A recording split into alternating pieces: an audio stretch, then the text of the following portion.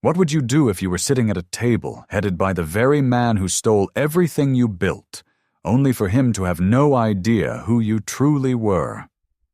This was the question that hung in the air of the Stirling estate. The air in the grand dining hall was thick, heavy with the cloying scent of roasted pheasant, spiced wine, and the lingering, sharp aroma of expensive tobacco that always seemed to cling to the velvet drapes. Arthur Stirling, a man who had spent decades meticulously crafting a world where his word was the only absolute law, suddenly froze mid-gesture, his hand hovering over a delicate crystal glass. The silence that followed Lyra Valerius's calm, quiet correction was not merely an absence of sound. It was a pressurized vacuum that seemed to suck the very oxygen out of the room, leaving the guests breathless and paralyzed in their ornate, high-backed chairs. It was a singular moment in time, a high-stakes gamble executed with terrifying precision within the suffocatingly refined atmosphere of the Edwardian elite. Lyra sat with a posture of unnerving elegance, her hands folded gracefully over a piece of plain, crisp linen, entirely unbothered by the immense social catastrophe she had just ignited with a single sentence. She had not entered that room with the intent of causing a public scene, but the truth, once uncovered, had demanded to be spoken.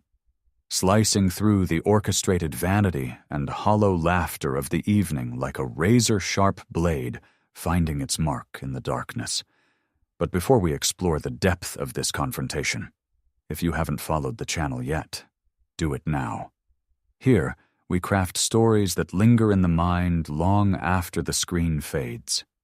Now let us step back into the shadows and trace the very beginning of how Lyra found herself positioned to dismantle a kingdom from the inside.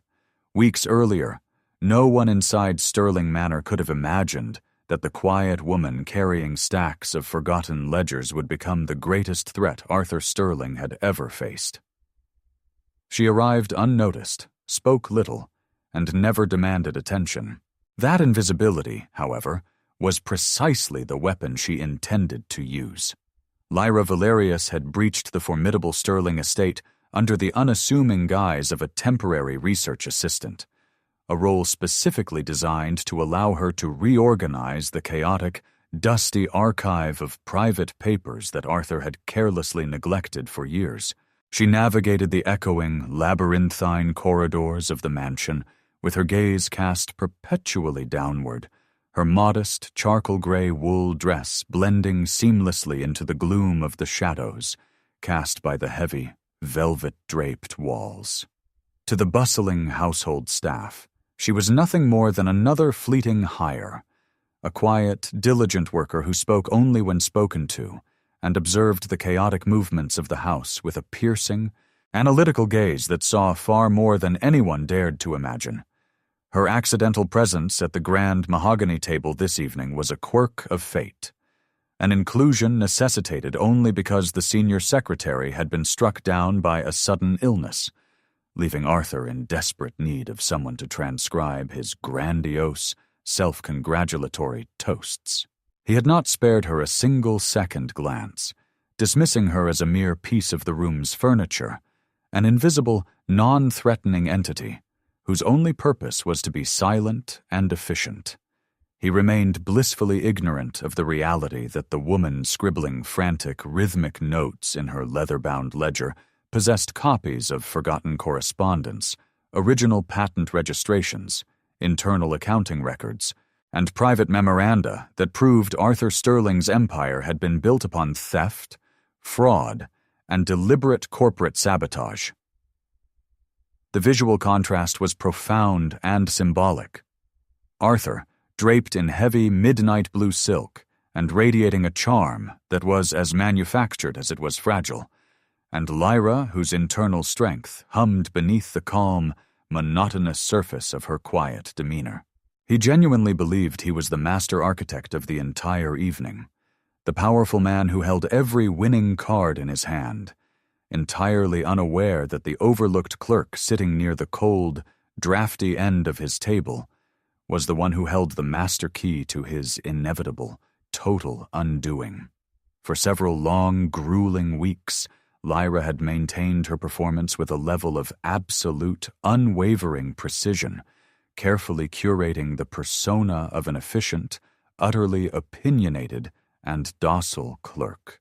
She understood deeply that in the glittering, treacherous world Arthur inhabited, public perception was the only reality that mattered. And if one mastered the art of playing the submissive servant, one could walk through the most guarded halls of power completely unseen. She wore her silence like a protective garment, a thick, insulating layer that allowed her to navigate the jagged, dangerous rocks of the estate's rigid social hierarchy without ever once drawing unwanted attention to her true motives or her past. Arthur Sterling operated under the comforting, gilded delusion that he was permanently surrounded by sycophants who genuinely admired his intellect, his ruthless ambition, and his soaring social status.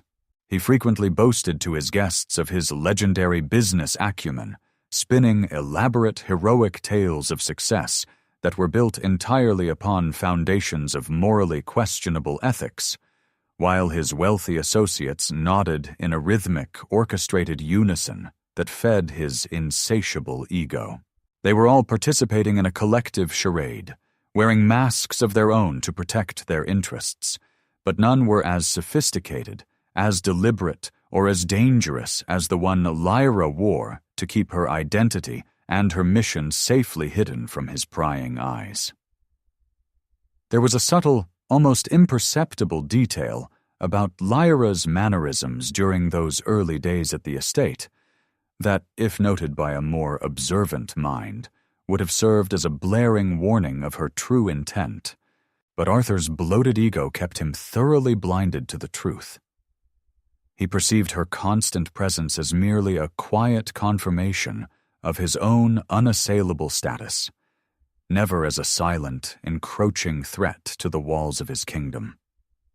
He was so deeply accustomed to being the absolute, unquestioned center of the universe that his mind could not conceive of the possibility of an observer who was not also a desperate, star-struck admirer. During those weeks, Lyra quietly copied every document she considered essential. Some she mailed anonymously to trusted legal authorities. Others she sealed inside envelopes addressed to influential guests who would unknowingly receive them after the dinner. Arthur believed he was preparing an evening to strengthen his legacy. Lyra was carefully preparing the stage where that legacy would collapse. Arthur Sterling was a man whose every breath seemed measured and optimized by the relentless acquisition of influence and the frantic preservation of a reputation that was as thin as gold leaf. He navigated his exclusive social circles with the calculated predatory grace of a seasoned hunter, ensuring that every firm handshake, every hollow conversation, and every strategic donation was specifically geared toward cementing his dominant position in the city.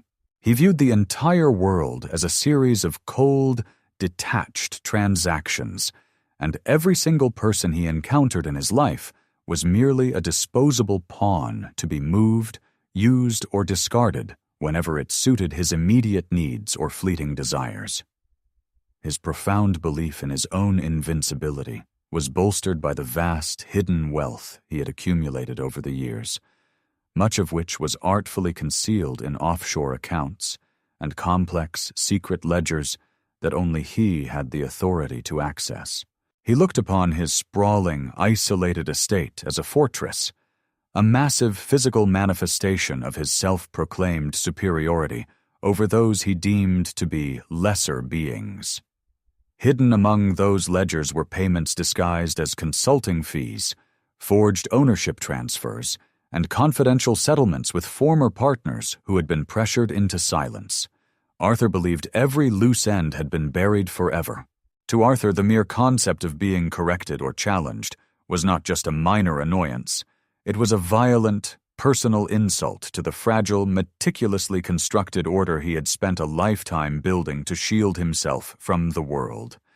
He lived in a state of constant, gnawing fear of losing even the smallest shred of control, which only pushed him to exert even more aggressive pressure on the lives of those forced to orbit his presence. He demanded an atmosphere of absolute, unquestioning loyalty from his staff and expected a level of near-religious devotion from his business associates, treating them more like equipment than human beings. He was a man who possessed everything that could be counted in currency, yet he remained perpetually starving for the one elusive thing he could never buy, the gift of genuine, unbought human respect. Before she had vanished into the shadows as a humble, overlooked assistant, Lyra had lived a life defined by radical integrity and the kind of hard-won professional success that is earned in the arena, not inherited in a boardroom. She had been a highly respected expert in corporate restructuring, a woman celebrated for her uncanny, surgical ability to uncover rot, deceit, and systemic failure in even the most prestigious and untouchable of financial institutions. But a decade ago, the single most significant project she had led had been systematically dismantled and destroyed by a ruthless, predatory competitor whose predatory tactics mirrored Arthur's own brand of calculated cruelty. She had spent many long, difficult years methodically rebuilding her shattered life from the cold ashes of her former career, traveling across borders, learning the intricacies of global systems, and silently observing the recurring patterns of those who chose to build their towering success on the broken backs of others. Her deliberate, painstaking journey to the Sterling estate was not a path of simple, hot-headed revenge, but a quiet, calculated mission of restoration and truth. She had uncovered definitive, undeniable evidence of Arthur's direct past involvement in the deliberate destruction of her former firm, and she had come to witness the true man behind the carefully cultivated myth with her own clear, unwavering eyes. The vivid memories of those harsh, transformative years served as her unbreakable anchor, keeping her remarkably focused and disciplined whenever the overwhelming, stifling arrogance of the estate became too difficult to endure in silence. She did not crave his destruction for the crude sake of chaos or petty retribution. She sought only to expose the hidden, rotting truth that he had spent years burying under a mountain of purchased influence and carefully crafted deceitful public perception. Every evening, after the household had gone to sleep, Lyra carefully compared Arthur's private ledgers with public corporate filings. Piece by piece, she reconstructed an undeniable timeline showing exactly when the patent had changed ownership, who had authorized the transfer, who had been paid to conceal it, and which influential investors had unknowingly financed a stolen innovation. By the time the banquet arrived, she no longer had suspicions. She had evidence. There was one final piece of evidence Arthur believed had disappeared forever. The original patent ownership agreement signed more than 10 years earlier. Unknown to him, Lyra had recovered the missing document inside the neglected archives of his own estate. She had not come merely to expose him. She had come to return the truth to the place where it had first been buried. The banquet hall was vibrant and alive, with the constant, melodic tinkling of fine crystal and the low, steady hum of polite, rehearsed conversation. A veneer of high civilization that barely managed to mask the dark, underlying currents of envy and professional ambition. Arthur, fully in his element, leaned far back in his ornate, high-backed mahogany chair, his voice booming with forced, excessive laughter as he recounted the details of a recent predatory acquisition to his captivated audience. His guests hung on his every boastful word, their faces reflecting the sycophancy that he so desperately craved, desperate to stay within the warmth of his shifting favor. In a stark, uncomfortable contrast, The atmosphere permeating the kitchen and the cold service corridors was one of heavy, weary resentment, where the staff moved with aching feet, exhausted by the endless, unreasonable demands of a master who viewed them as tools rather than people. Marta, an elderly, stoic maid who had served the estate for over 30 years, briefly caught Lyra's eye from across the polished marble floor. There was a profound understanding in that brief exchange. Marta, an elderly, stoic maid who had served the estate for over 30 years, briefly caught Lyra's eye from across the polished marble floor. There was a profound understanding in that brief exchange. As Marta quietly placed another serving dish on the table, she subtly slipped a small, folded note beneath Lyra's leather ledger without attracting anyone's attention. It contained only 6 handwritten words. The original ledger is still hidden. Lyra concealed the note without reacting. The food served was rich, almost cloyingly sweet, yet it left a bitter, metallic taste in the mouth of anyone who truly understood the real cost of such an ostentatious evening. Lyra sat at the very edge of the long, cavernous table, her plate barely touched, watching the entire scene unfold with the detached analytical precision of a dedicated scientist observing a volatile, dangerous reaction. Earlier that afternoon, Marta had quietly revealed the existence of an abandoned records room beneath the eastern wing of the estate. Hidden there, untouched for years, Lyra had discovered the final accounting ledger she had been searching for, a forgotten volume containing original payment records connected to the stolen patent. She saw the deep cracks in his carefully maintained facade, the small, consistent lapses in judgment that Arthur, in his dizzying arrogance, did not even realize he was making. As the evening progressed and the vintage wine flowed more freely, Arthur's fragile confidence swelled to dangerous proportions, leading him to make a series of increasingly reckless, inflammatory comments about the current state of local manufacturing and the laborers he employed. He spoke with a dripping, condescending tone, openly disparaging the workers whose daily, back-breaking labor funded his lavish lifestyle, completely forgetting that he was technically hosting a community outreach dinner intended to build public goodwill. It was a classic textbook display of unadulterated hubris, a dangerous, deeply held belief that his status was so high that he could say absolutely anything without any threat of consequence.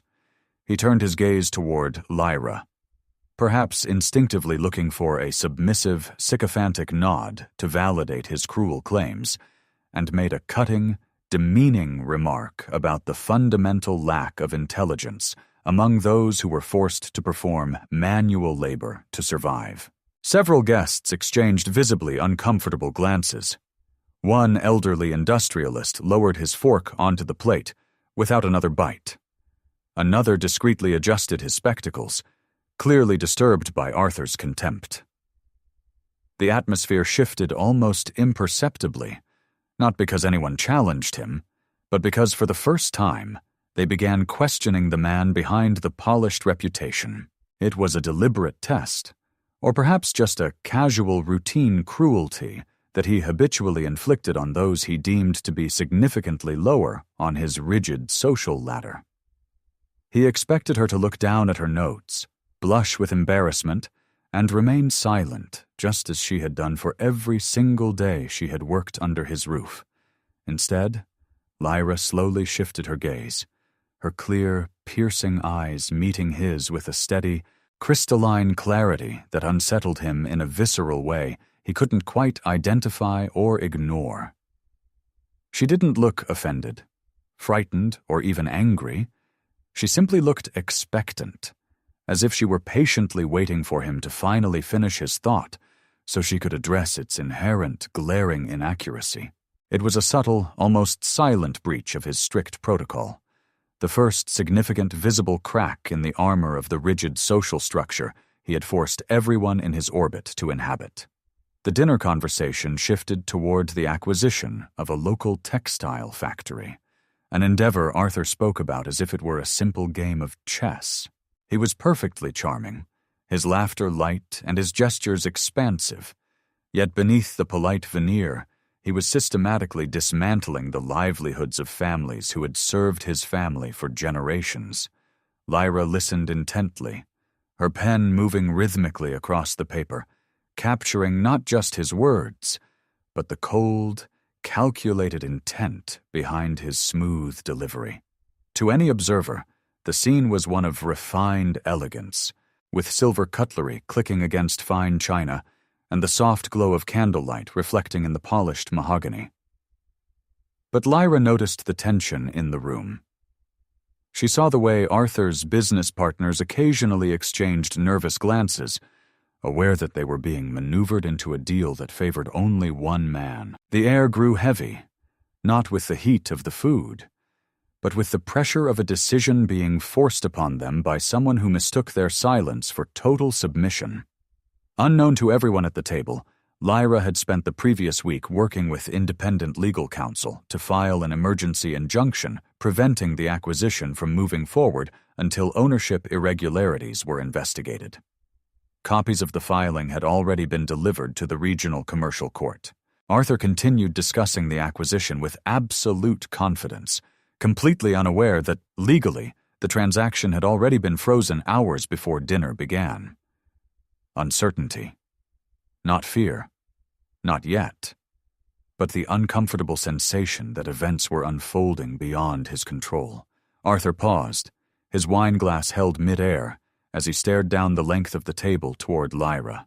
There was a flicker of genuine irritation in his expression, a subtle tightening of his jaw that didn't belong in such a supposedly cordial setting.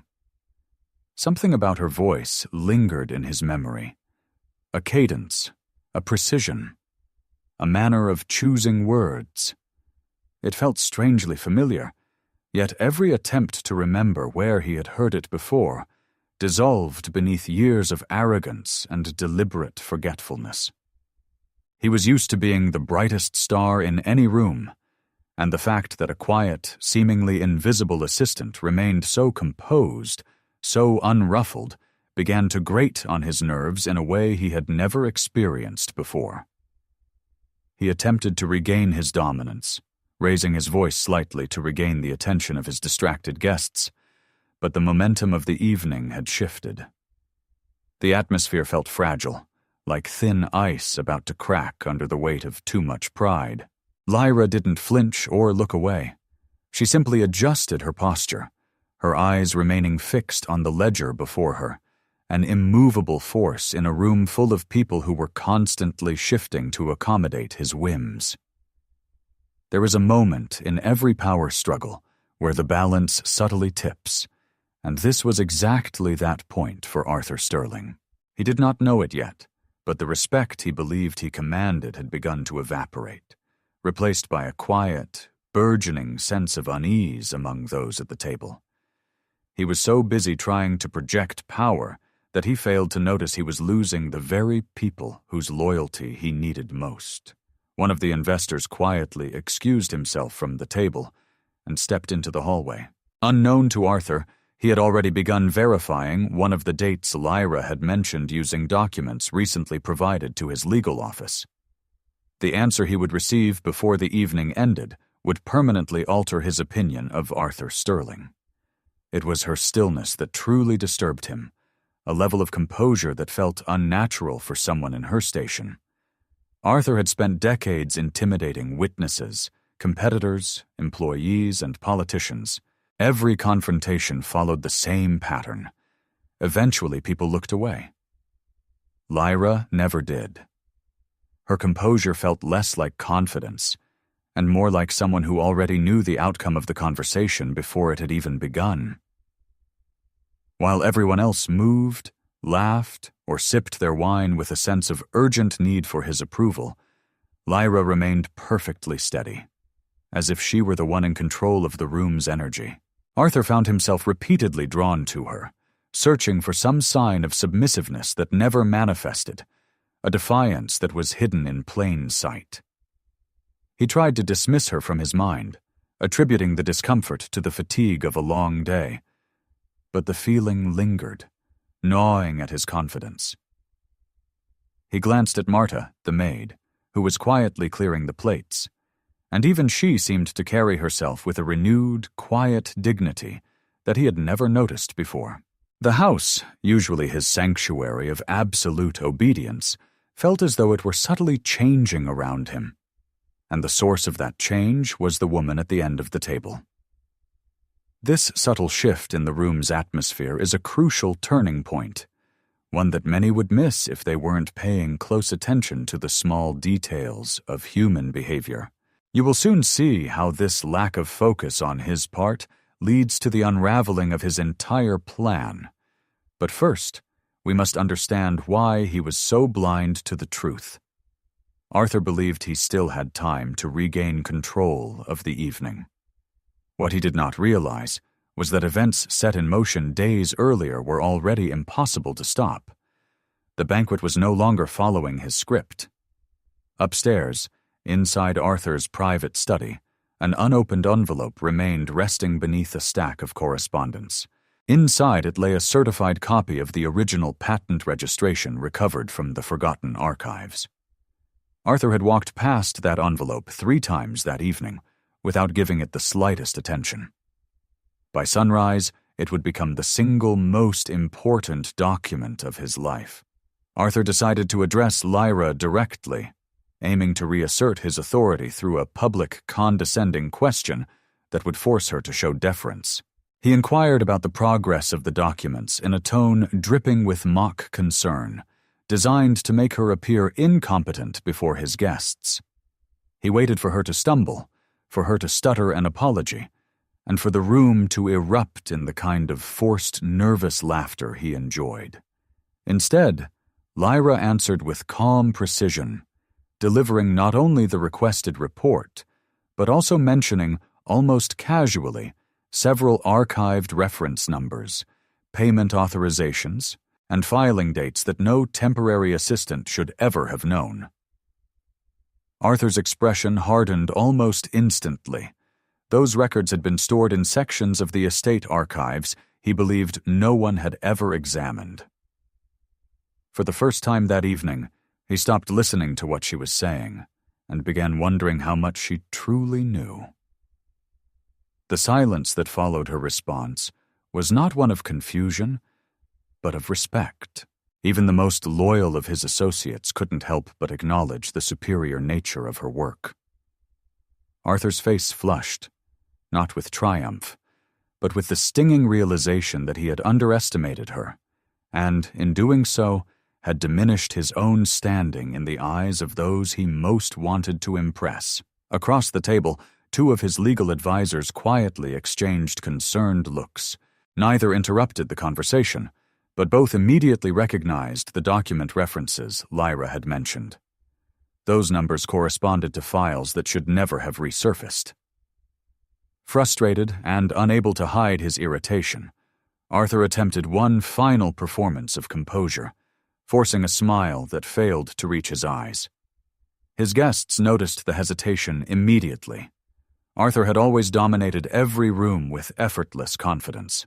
Tonight, for the first time, that confidence appeared rehearsed rather than genuine. Unable to recover, he finally allowed his polished facade to crack. His comments became increasingly dismissive, revealing the deep-seated contempt he normally concealed beneath practiced charm. The conversation no longer belonged to him. Every sentence he spoke sounded less like leadership and more like justification. Without realizing it, Arthur had shifted from host to defendant. The guests began to look at one another, the veneer of polite society rapidly disintegrating into a palpable discomfort. He was a man cornered by his own ego, lashing out at shadows because he could not face the reality that he was losing the game he had created. He spoke of wealth and power as if they were the only things that held value, ignoring the visible pain and exhaustion of the staff, and the silent, disapproving stares of his guests. He was revealing his true character, and for the first time, he was doing it in front of the people who mattered most to his reputation. This moment of exposure was the inevitable result of his pride. He could not help but show who he really was when his authority was questioned. But as the room grew colder and the tension mounted, Lyra sat calmly, observing the disintegration of the man she had come to witness. She had done nothing more than hold up a mirror, and now he was forced to look at his own reflection. You might think Arthur is untouchable, but in the next few minutes, you'll see the exact moment his arrogance turns into his biggest nightmare. Stay tuned. Though no one dared to speak, the guests were observing everything, their perceptions of Arthur Sterling undergoing a profound, irreversible shift. Several guests discreetly checked documents stored inside their leather briefcases. One investor quietly compared dates. Another remembered a newspaper article published years earlier questioning the ownership of Sterling's most celebrated patent. Individually, each memory meant little. Together they began forming a disturbing pattern that none of them could ignore. They noticed the way he ignored the comfort of his staff, the way he dismissed legitimate questions with disdain, and the way he reacted to a simple, factual report from an assistant. The picture they had of the powerful, generous benefactor was being replaced by the reality of a small, petty man consumed by his own insecurity. The room, once filled with the warmth of an exclusive gathering, had become a space of quiet judgment. They weren't just guests anymore. They had unknowingly become jurors. Every new detail Lyra revealed was silently weighed against everything Arthur had claimed for the past decade. They were witnesses to the breakdown of a carefully constructed myth. And in the center of it all, Lyra remained, a calm, steady presence that stood in stark contrast to the volatile, unraveling state of their host. This silent consensus among the guests would become the catalyst for the final act of this evening, though Arthur was still too blinded by his own anger to realize it. He believed he was still in control, but the reality was that his power had already begun to slip away. And as the night reached its peak, the truth of his situation was becoming clearer with every passing second. As the dinner approached its conclusion, Lyra recalled the name that Arthur had spent years trying to erase from the annals of his corporate history. As the dinner slowly approached its conclusion, Lyra's thoughts returned to the original inventor, whose work Arthur had stolen more than a decade earlier. Eleanor Whitmore had never sought wealth or recognition beyond seeing her innovation improve thousands of lives. Instead, she had watched her life's work disappear behind forged contracts, manipulated investors, and a carefully orchestrated corporate takeover. Public history remembered Arthur Sterling as the visionary. The truth remembered Eleanor. She thought of all the others like her, those whose contributions had been stolen and whose stories had been suppressed by the sheer force of Arthur's influence. She was here not just for herself, but for all of them, for the voices that had been silenced, and the careers that had been destroyed in the name of his profit. Inside her leather portfolio rested Eleanor Whitmore's original signed patent registration, recovered only days earlier from the forgotten archive beneath Arthur's estate. It had survived because one accounting clerk decades earlier had refused to destroy it completely. The knowledge she carried was a weight, a heavy responsibility that she had accepted with the understanding that the truth, no matter how long it was buried, would eventually rise to the surface. As she looked at Arthur once more, she saw not just the man who had wronged her, but the embodiment of a system that thrived on the erasure of others. Her resolve hardened. She knew that the time for observation was coming to an end, and that the moment to act, to finally reveal the truth, was drawing near. Everything was in place, and the final sequence of events was about to unfold, changing the course of his life and hers forever. Every story we tell here is built on these moments of absolute truth. If you haven't followed the channel yet, this is your sign to join us and never miss our next deep dive. As the evening drew toward its inevitable conclusion, The elaborate mask Lyra had constructed began to chafe against her conscience, like a coarse, ill-fitting garment. She had maintained this persona for weeks, a hollow shell of submissiveness that served as a necessary vessel for her mission, but the internal pressure was reaching a fever pitch. Every time Arthur spoke with that practiced, condescending charm, she felt a physical tension coiling in her chest, a reminder that the truth she carried was a volatile substance waiting for the right moment to be ignited. The house itself seemed to sense the shifting balance, with the rhythmic, ticking clocks in the hallway sounding more like a countdown than a measurement of time. Lyra found herself catching her reflection in the darkened window panes, barely recognizing the woman looking back. The tired, diligent clerk was a phantom, and the woman who had once commanded boards of directors was straining to break through the surface. She took a slow, steadying breath. The scent of the polished mahogany and the faint, dusty smell of ancient, forgotten paper acting as a grounding force against the rising tide of her resolve. There is a precise moment when a carefully laid trap becomes as dangerous to the trapper as it is to the victim, and Lyra knew she was standing on that fragile precipice. Every step of the evening had been calculated months in advance, the temporary position inside the estate, the weeks spent cataloging forgotten records, the legal injunction protecting the textile workers, the recovered patent, the carefully selected dinner guests. None of it had happened by chance. The secrets she had uncovered were not just information. They were a weight that had fundamentally altered her trajectory.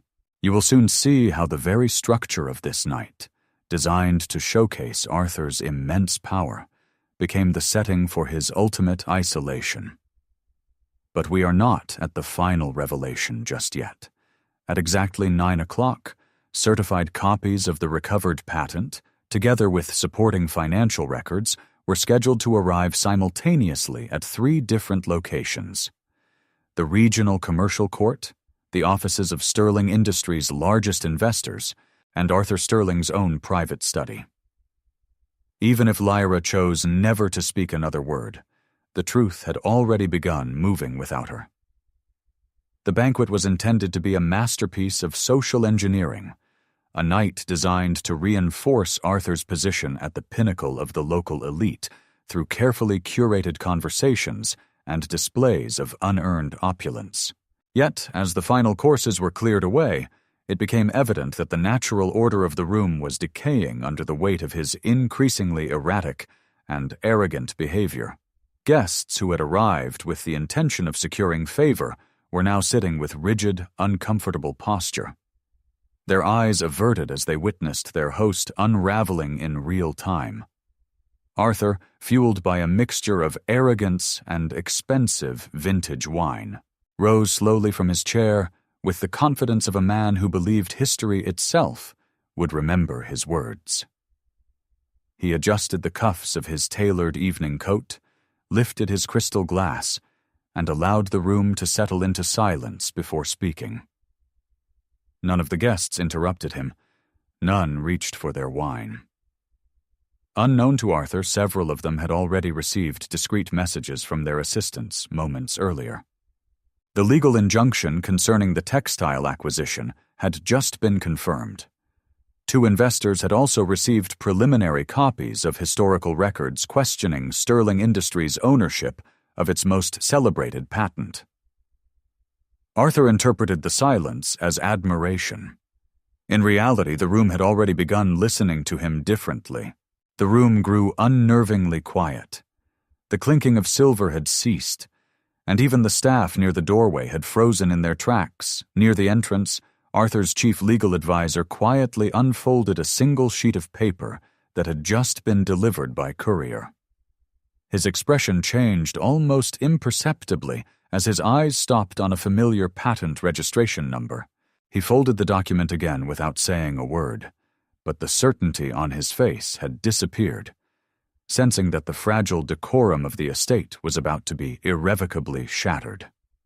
This was precisely the moment Lyra had spent months preparing. Every conversation she had endured, every dusty ledger she had catalogued, every forgotten archive she had searched had led to this exact silence. Arthur believed the banquet celebrated his achievements. Lyra knew it had become the courtroom where his own narrative would be examined before those whose opinion mattered most. She remained seated, hands calmly resting beside her leather portfolio. Inside it rested certified copies of documents Arthur believed had vanished forever. Arthur slowly raised his glass and began recounting what he described as the defining achievement of his career. According to his version of history, Sterling Industries had transformed an overlooked technical concept into one of the most profitable industrial innovations of the decade. He spoke confidently about sacrifice, leadership, and vision, carefully placing himself at the center of every success. Then he proudly mentioned patent registration 47 CB 118, describing it as the legal foundation of everything he had built. The number immediately caught Lyra's attention. She slowly closed her notebook. Around the table, several guests instinctively looked toward her without understanding why. Lyra did not interrupt him immediately. She waited until Arthur confidently repeated the registration number a second time. Only then did she raise her eyes. "Forgive me, Mr. Sterling." Her voice remained calm. "Patent registration 47 CB118 was never issued under Sterling Industries." Arthur frowned. Lyra slowly opened her leather portfolio. Every movement was deliberate. She removed a carefully preserved document protected inside an archival sleeve. "This is the original certified registration." She placed it gently upon the table. "Filed 11 years ago. Inventor, Eleanor Whitmore. Original financial sponsor, Valerius Research Group. Your company's name does not appear anywhere in the original filing." She calmly revealed a second document. "This ledger records the payments that followed the unauthorized transfer." Finally, she looked directly at Arthur. "Every one of these documents came from your own archives." Arthur remained perfectly still. His lips parted as if he intended to answer. Yet no words came. His eyes moved from the original patent to the accounting ledger and finally to the signatures appearing beneath the transfer authorization. He recognized every page. He remembered personally ordering those records removed more than a decade earlier. For one impossible instant, he genuinely believed he was looking at documents that should no longer exist. No accusation had been made. No dramatic speech had been delivered. The evidence itself had spoken. Every guest seated around the table possessed enough experience to understand exactly what lay before them. They were no longer listening to conflicting versions of history. They were comparing Arthur's public narrative against original corporate records. For the first time in decades, Arthur Sterling faced an audience he could not intimidate. A profound silence settled over the dining hall, but this time it wasn't born from surprise alone. One by one, the guests leaned forward to examine the documents resting on the polished mahogany table. The original patent, the accounting ledger, the ownership transfer, the financial authorizations. No one reached for another glass of wine. Arthur remained standing, the crystal still suspended in his hand, watching the attention of every person in the room drift away from him and toward the evidence he had spent years trying to erase. His carefully rehearsed toast no longer mattered. The documents had become the center of the evening. One of the senior investors quietly removed a pair of reading glasses and examined the original signatures. Across the table, Arthur's legal advisor slowly compared the patent registration with copies of previous corporate filings already stored inside his briefcase. Neither man spoke. They no longer needed explanations. The inconsistencies were undeniable. Arthur finally understood that the greatest danger had never been Lyra's voice. It was the authenticity of the documents she had quietly placed before the people whose trust sustained his entire empire. Every second that passed without contradiction strengthened their credibility. Every second of silence became another witness against him. Arthur instinctively searched the faces surrounding the table, expecting someone to defend him. No one did. The industrialist who had praised him an hour earlier now kept his eyes fixed on the patent. Another investor quietly closed his notebook. Arthur's chief legal advisor avoided meeting his gaze altogether. It was not an organized rejection. It was something far worse. Each individual had independently concluded that Arthur's version of history could no longer be trusted. Lyra had not argued. She had not accused. She had simply restored the original chronology using Arthur's own archived records. The room no longer revolved around personalities. It revolved around evidence. Arthur suddenly found himself trying to defeat paperwork instead of people, a battle he knew could not be won through charisma. He was the host, the owner, and the orchestrator. Yet in this singular transformative moment, he had become the most isolated person in the house. He watched as his guests began to murmur among themselves, the hushed, frantic tones of people who were already beginning to distance themselves from his toxic, crumbling legacy. Then something happened Arthur had never experienced before. Without exchanging a single word, 3 investors quietly placed their business cards back into their pockets. Earlier that evening, they had intended to negotiate new partnerships. Now, each silently abandoned the idea. Arthur watched the future disappear without anyone announcing it. Arthur opened his mouth several times before finally forcing out a single sentence. These documents were destroyed. The words escaped almost involuntarily. The instant he spoke them, he realized his mistake. He had not denied their authenticity. He had confirmed that they had once existed. The silence that followed was heavier than any accusation Lyra could ever have made.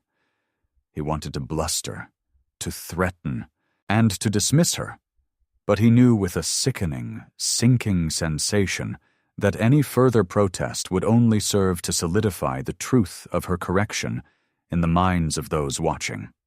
He had become a victim of his own vanity, trapped in a scenario where the only way to save himself was to admit his failure, a path he was physically incapable of taking. Lyra did not respond immediately. She simply allowed Arthur's own words to settle over the room. Then, almost gently, she slid one final envelope across the table. Certified yesterday by the Regional Commercial Registry. Arthur looked down. His own signature appeared on one of the authorization pages. He closed his eyes. No confession was necessary anymore. The original patent, the accounting ledger, the ownership transfers, Arthur's spontaneous admission that the records had once existed. Together they formed a sequence no experienced investor, lawyer, or judge could reasonably ignore. At that moment, Arthur Sterling ceased being the unquestioned owner of his own story. The evidence now belonged to everyone seated around that table. The guests, having seen the crack in the armor, were now witnessing the total collapse of the facade, their previous sycophancy replaced by a cold, sharp, and increasingly observant clarity that Arthur could never, under any circumstances, undo. Arthur's eyes remained fixed on Lyra. For several endless seconds, he searched her face with growing disbelief.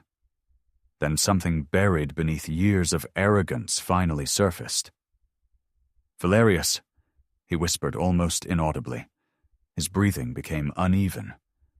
Suddenly he remembered a young executive standing across a boardroom table 11 years earlier.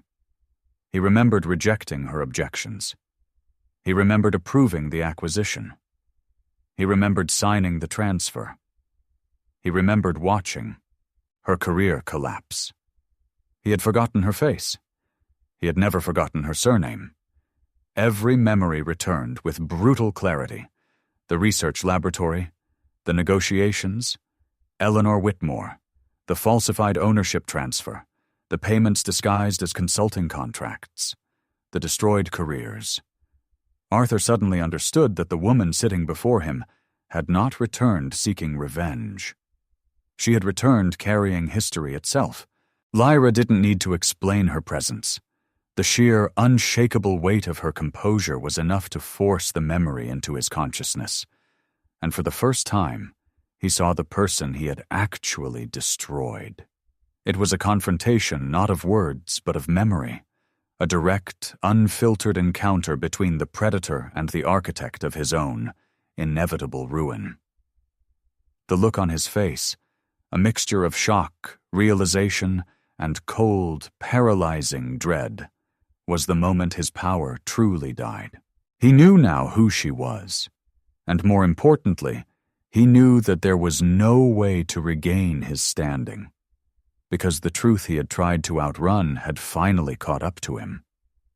He was staring at the embodiment of his own past, and he realized with a sickening finality that he had been the true architect of this, his own personal, inescapable, and very public undoing.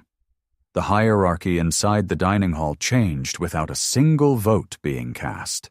Arthur remained seated at the head of the table, yet every important conversation now happened around the documents Lyra had presented. Investors quietly approached one another. Lawyers began comparing dates. One banker requested permission to examine the certified copies more closely. Arthur still occupied the seat of authority, but authority itself had quietly left him. Lyra, for her part, remained unchanged by the sudden deference directed toward her. She did not lean into the newfound power or attempt to dominate the room as Arthur had. She simply maintained her composed, observant presence, which seemed to amplify the starkness of his isolation. The silence that had once felt like an intrusion was now a shroud, wrapping itself around Arthur and highlighting the hollow nature of the dominion he had so fiercely guarded. Arthur attempted to restore control by calling the meeting to an end. "This dinner is over." No one moved. No one looked toward him. Instead, the guests continued examining the evidence spread across the table. It was the first order Arthur Sterling had ever given that nobody obeyed. He was a man experiencing the profound, terrifying sensation of becoming invisible in a room where he had once been the sun. The power dynamic had not just shifted, it had inverted, leaving him anchored to a legacy that was rapidly becoming a relic of the past. In the lingering quiet, Arthur looked at Lyra and, through the haze of his own undoing, finally grasped the true depth of the game she had been playing.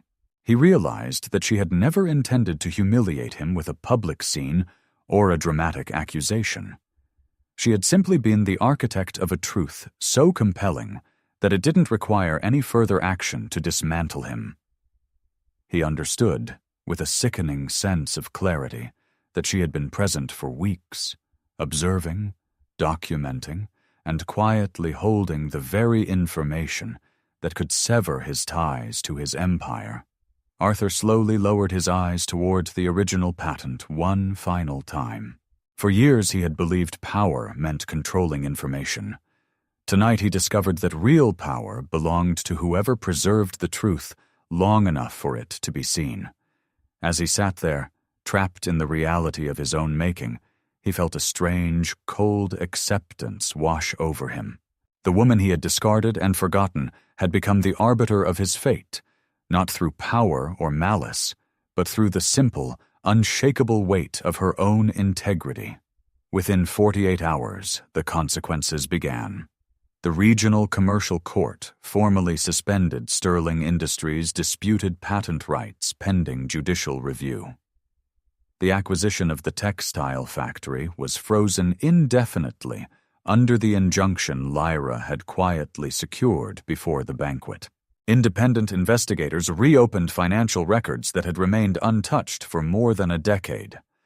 Arthur was not arrested that evening, nor publicly escorted from his estate. His punishment began in a far quieter way. Every institution that had once trusted his name now demanded explanations. Lyra never celebrated Arthur's downfall. Her victory had never depended on seeing him imprisoned or publicly humiliated. What mattered was that the historical record had finally been corrected. Arthur, however, would spend the coming years facing consequences that no reputation could prevent. The institutions that had once protected him now demanded accountability, and the evidence he believed buried became the foundation of every legal proceeding that followed. He was left with the internal weight of his actions, a burden that no amount of wealth or social maneuvering could alleviate. The justice he faced was the cold, hollow realization that he had lost the one thing that held any true value, the integrity of his own identity. He had sought to control the world through influence, but he had ended up becoming a prisoner of his own, very small and very lonely reality. Guests departed one after another, carrying far more than memories of an uncomfortable dinner. Several left with certified copies of the recovered records. Others departed already planning emergency meetings with shareholders and legal advisors before sunrise. Arthur watched each carriage disappear beyond the gates, understanding that every departing guest carried away another fragment of the reputation he had spent decades building. The dining hall, once a theater of his absolute power, started to feel like an abandoned, drafty museum. He watched as they gravitated toward Lyra, offering nods of acknowledgement that were not offered to him, a clear signal that the loyalties of the room had fundamentally shifted. He sat alone at the head of his massive, ornate table, a man who had become an intruder in his own home. He looked around at the remnants of the evening, the half-empty glasses, the scattered napkins, and the cold, unfeeling silver, and realized he was the only one who felt a sense of ownership, a claim that now seemed entirely imaginary. He was a master without a kingdom, a host who had been discarded by his own gathering. The sensation of displacement was absolute. He felt as though he were haunting his own life, a ghost trapped in the architectural vanity of his own creation. Every piece of furniture, every painting, and every inch of the polished floor now felt as if it belonged to someone else, to a reality that did not include him. The shift was not external. It was the interior collapse of a man who had finally realized that he was never the owner of anything he held. Over the following months, courts confirmed Eleanor Whitmore's original patent ownership, restoring her contribution to the official historical record. Valerius Research Group received formal recognition for the work that had been erased years earlier. The textile workers kept their factory operating under new ownership after the acquisition permanently collapsed. Marta quietly retired only weeks later, receiving public acknowledgement for preserving records others had tried to destroy.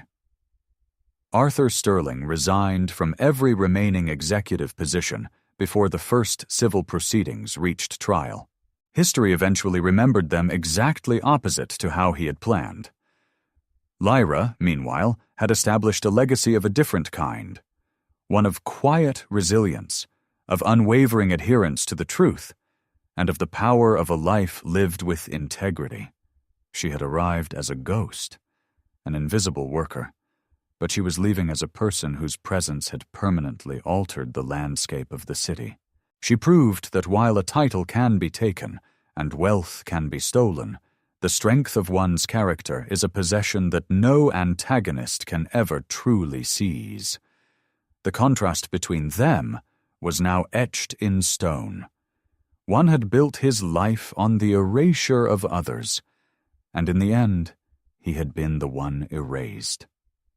The other had built her life on the foundation of the truth, and she had emerged as the only person who truly possessed a future.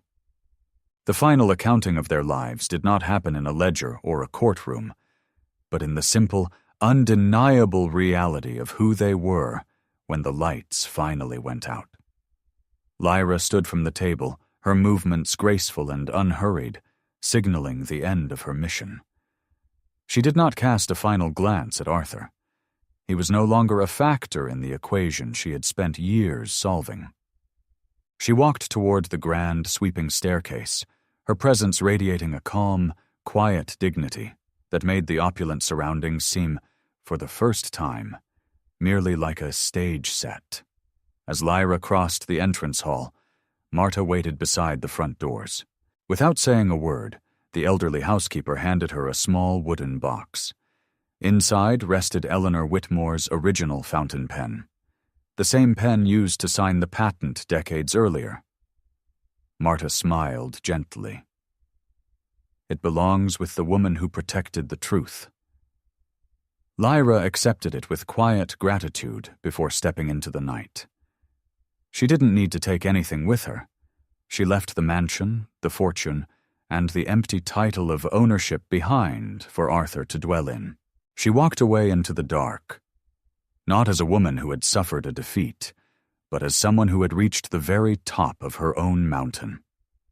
Her departure was final, absolute and utterly victorious, a testament to the fact that those who define their success by the truth have no need for the approval of those who reside in the dark.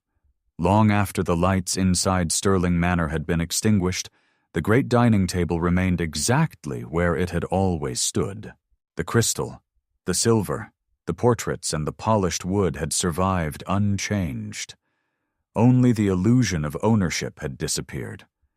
Arthur Stirling would spend the years that followed watching courts dismantle the empire he had constructed through deception. The fortune that once seemed untouchable gradually dissolved beneath settlements, legal judgments, and abandoned partnerships. Lyra Valerius never returned to the estate. She resumed her work quietly, helping institutions recover stolen histories and exposing corporate fraud wherever it had been carefully hidden. She never described herself as the woman who defeated Arthur Stirling. She preferred something far simpler. She had merely returned the truth to its rightful owner. Because power can purchase silence for a time, but it can never rewrite the truth forever. The story of the evening spread through the city not as a rumor of scandal, but as a quiet, cautionary tale about the arrogance of power.